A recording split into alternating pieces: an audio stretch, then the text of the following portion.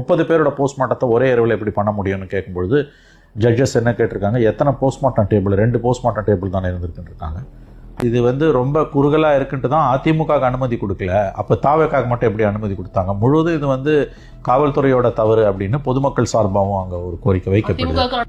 பாதிக்கப்பட்டவர்கள் தரப்பே முன் இங்க போலீசார்கள் அங்க பார்க்கவே இல்லை, கூட்ட நெரிசல் ஆக போகுது அப்படிங்கிறது காவல்துறையினரை தவிர எல்லாத்துக்குமே தெரிஞ்ச விஷயமா இருந்தது. அவங்க அசால்ட்டா இருந்துட்டாங்க அப்படிங்கிற வாதத்தை முன் வச்சிருக்காங்க. ஆமா, அவைக்கா தரப்பை பொறுத்த வரைக்கும் அந்த இடத்துக்கு கொடுத்த அனுமதியே தப்பு, காவலர்கள் போதிய அளவில் இல்லை.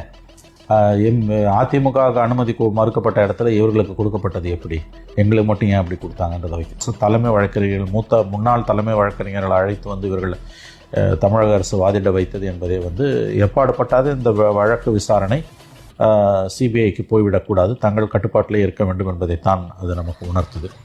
இவங்களை பொறுத்த வரைக்கும்